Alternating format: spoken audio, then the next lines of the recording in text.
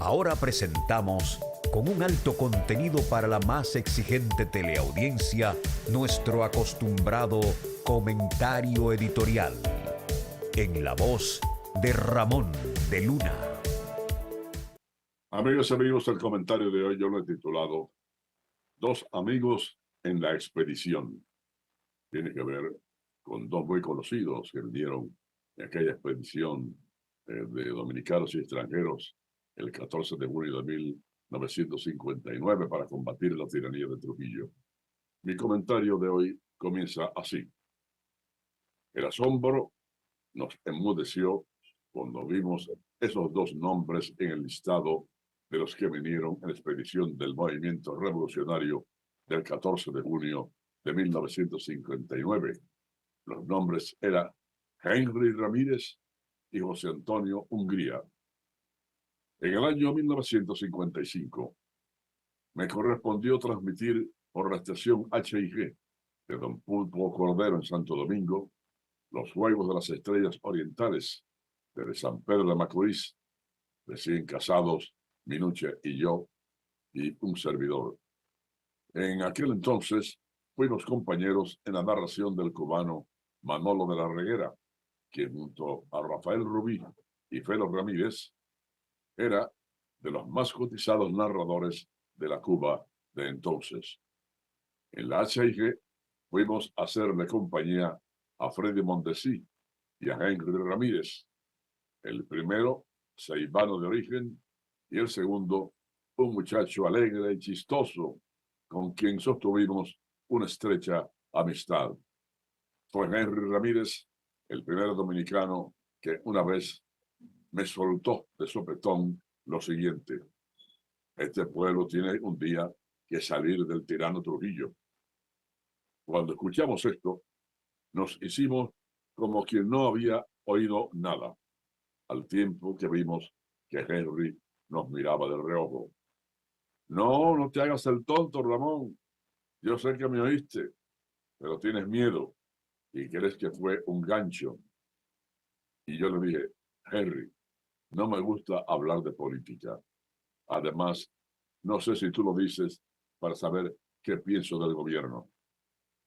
Y él contestó, yo soy enemigo de este régimen, y si te lo confieso es porque yo sé que tú no me vas a denunciar, me dijo a seguidas. A poco, cambiando de conversación, y me decidí regresar a Santiago cuando terminó la temporada de béisbol.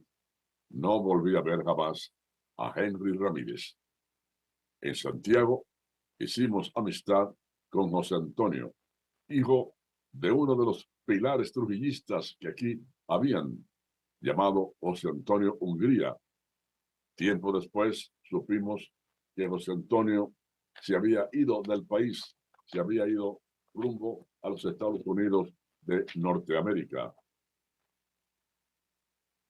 Hasta que, viendo el listado que publicó el gobierno trujillista de los combatientes caídos de la expedición del 14 de junio del 59, que me dieron por Constanza, Baimón y Esterondo, llegué a ver el nombre de José Antonio Hungría, lo que me causó enorme asombro.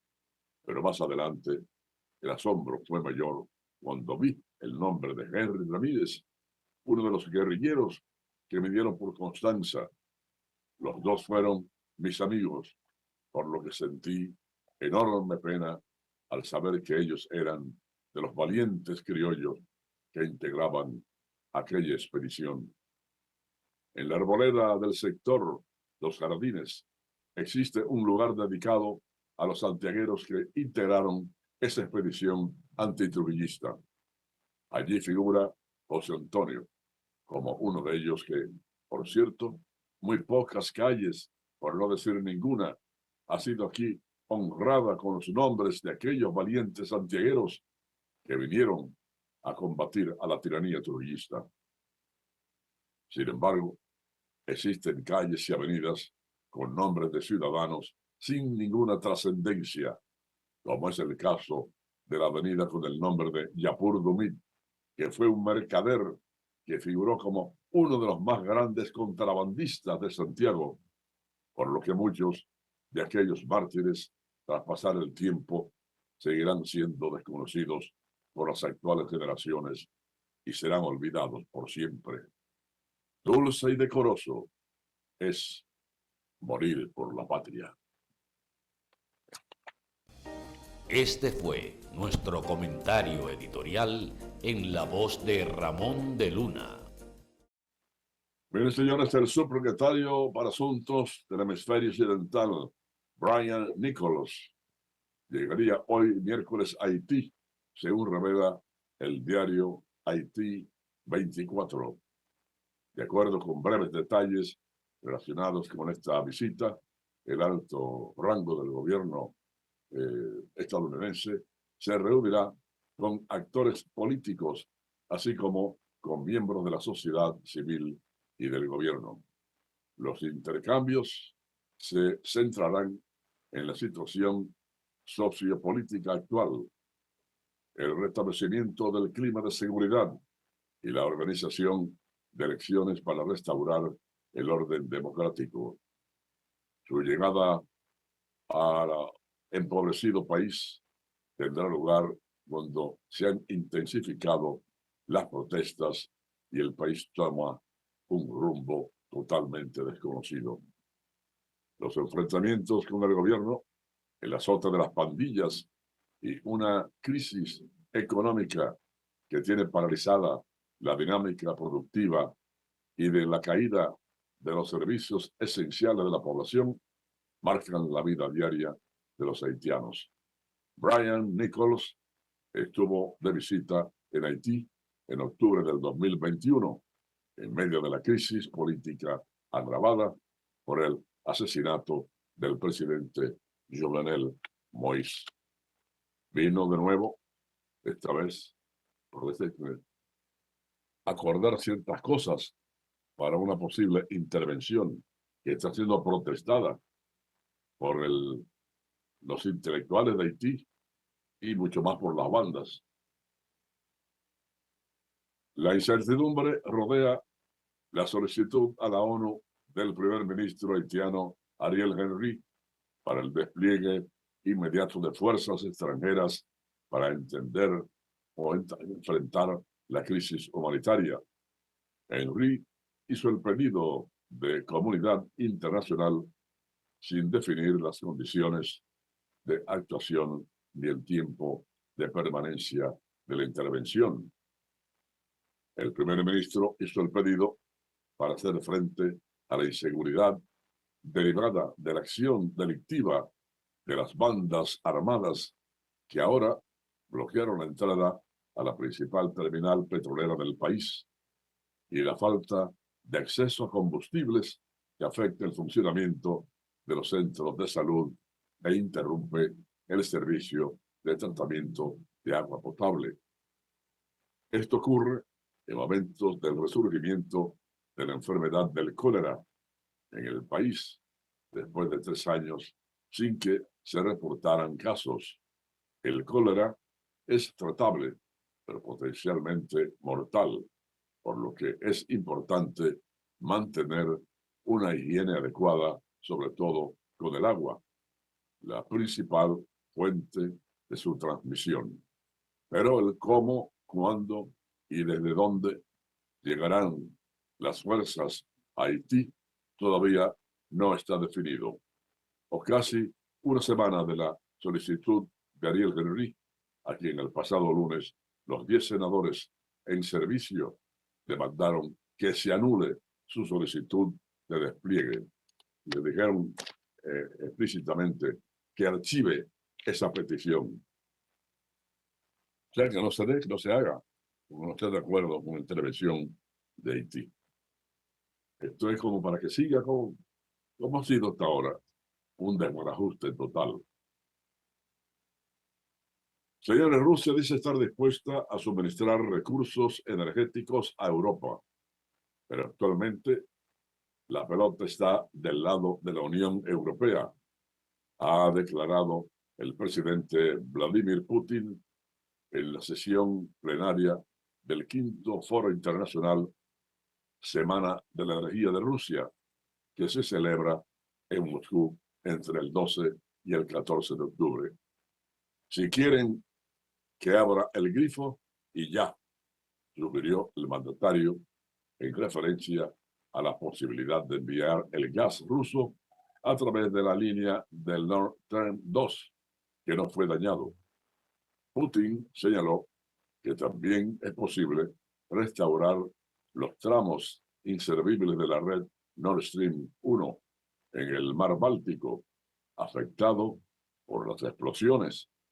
Pero esto tiene sentido solo en el caso de su posterior uso económicamente justificado y obviamente con las garantías de seguridad de la ruta, apuntó. El presidente ruso señaló que si hubiese voluntad política de parte de la Unión Europea, se podría llegar a un acuerdo común para suministrar el gas ruso por la línea intacta del Nord Stream 2. La potencia de esa tubería constituye 27.500 millones de metros cúbicos al año, alrededor del 8% de todas las importaciones de gas en Europa, recordó el dirigente ruso. Bueno, eso está ahora en manos de los rusos, de los europeos, que decidan llegar a un acuerdo con Rusia para que esta de nuevo abra los grifos que llevarían gas por el ducto a través del mar Báltico. Seguimos con esta misma onda. La portavoz del Ministerio de Asuntos Exteriores ruso, María Zaharova, tachó de payaso al presidente ucraniano Vladimir Zelensky por sus recientes pedidos de que se implementen nuevas sanciones contra Rusia. En su canal del Telegram, la diplomática se refirió a las palabras del mandatario que instó a los países del grupo de los 7, el G7, crear un paquete fuerte de medidas que limiten los precios de las exportaciones rusas de petróleo y gas en respuesta a los ataques masivos a las infraestructuras críticas en Ucrania, efectuadas el pasado lunes. En la Unión Europea ya no lavan la ropa, no nos compran el papel higiénico, no le echan gasolina al coche, ni se quitan el abrigo en casa, pero el payaso necesita un nuevo paquete, ya no le sirve el anterior, escribió la Zaharova. Durante la reunión virtual del G7, el líder ucraniano, aparte de llamar a bloquear el sector energético ruso para quebrar la estabilidad de los ingresos de Moscú, también recalcó la necesidad de suministrar a Kiev un número suficiente de sistemas de defensa aérea modernos y eficaces con el fin de crear un escudo aéreo sobre todo el país. Esa fue la petición que hizo la última, pero no se sabe si las demás naciones europeas, la comunidad europea, van a acceder a las peticiones de Zelensky. Muchos lo dudan. Este Carolina de Caracas, capital de Venezuela.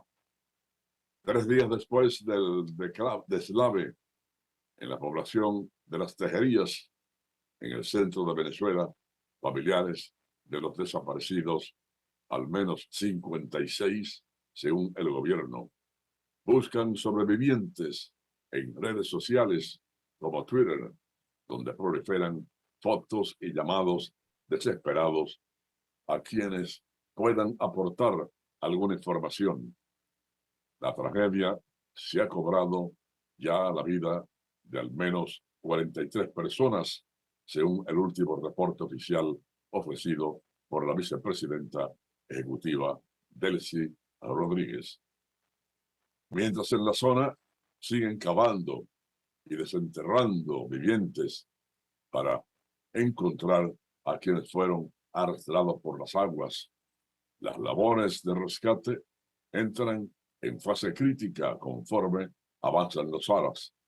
Pero la búsqueda de los desaparecidos no solo se concentra en las zonas afectadas. Los familiares y amigos están publicando márgenes de documentos de identidad, fotografías familiares y señales que muestren a sus seres queridos a otras personas. La esperanza es que alguien sepa algo. Ender Segovia es uno de los que están pendientes de las redes sociales, pero también se ha trasladado en los últimos días desde Caracas hasta las Tejerías, a unos 70 kilómetros, para apoyar a su familiar en la búsqueda de su tío José Segovia, de 56 años, a quien no pudieron ayudar a salir de su casa el sábado, cuando vino el deslave. En la vivienda ya encontraron sin vida a su prima de 1 año de edad, a quien no lograron tampoco sacar de la casa cuando el río arrasó con la comunidad. Todo el mundo está buscando día y noche, tratando de ver si encuentran personas con vida. La gente camina por encima de los techos de las casas, camina sobre los nuestros, pensando que pueden haber gente aún metida, tapada, relató este hombre, Ender Segovia. Yo recuerdo que en unos 2 o 3 años atrás también hubo un deslave grandísimo que se aportó prácticamente allá en Venezuela, un pueblo pequeño. Bueno, ¿cómo se llamaba ese pueblo? En La Guaira, exacto, en La Guaira. Esa es la parte baja, ¿verdad?, de Venezuela, cercana al aeropuerto, ¿verdad? Ajá, exacto. Bien, amigos, miren, el presidente de la Federación de Trabajadores del Transporte del Cibao, acusado a un diputado del partido de gobierno y a varios abogados de pretender desconocer la compra legal que han hecho del local que los aloja en la calle Pedro M. Hungría. Quien habla es Gervasio de la Rosa, que va a explicar lo que está ocurriendo según él en este caso. Oigámoslo. Porque tenemos nuestras documentaciones a nombre de la Federación de Trabajadores de Transporte y Taxi Carina. Y hay un grupo, incluyendo unos abogados que son unos buscavidas, como José Francisco Ramos, Domingo Rafael Jiminián, Juan Gil Mateo, y un grupo de testaferros que cogieron el dinero de la venta, y después que cogieron el dinero de la venta, ahora andan con directivas falsas, engañando a la justicia, haciéndole creer que son dirigentes sin serlo. Este es un local que nos pertenece porque ya lo hemos comprado 3 veces. Y como lo hemos comprado 3 veces, tenemos sentencia a nuestro favor y tenemos toda la compra de este local con más de 40 años. Entonces, nosotros le estamos haciendo un llamado al presidente de la República que le ponga atención y que ese diputado, Pedro Julio Alcántara, y el Luis Medina, que se hacen llamar funcionarios del fondo, que sigan contratando tigres, que nosotros lo vamos a esperar aquí, lo vamos a esperar, que este local le pertenece a la Federación de Trabajadores de Transporte de la Región Norte, no a ellos en particular, porque ellos no son parte de este proceso. Entonces, le hacemos un llamado también a la gobernadora de Santiago, al presidente del PRM y al director de Corazán, Andrés Burgos, para que estén atentos que cualquier cosa que pase aquí nosotros vamos a enfrentarla como de lugar y que le pongan freno, y el presidente que se ponga en esto, porque ese diputado le está haciendo daño, le va a seguir haciendo daño, y nosotros lo vamos a esperar a él, que venga como hombre, él y Luis, que vengan como hombre, que nosotros lo vamos a esperar aquí en nuestro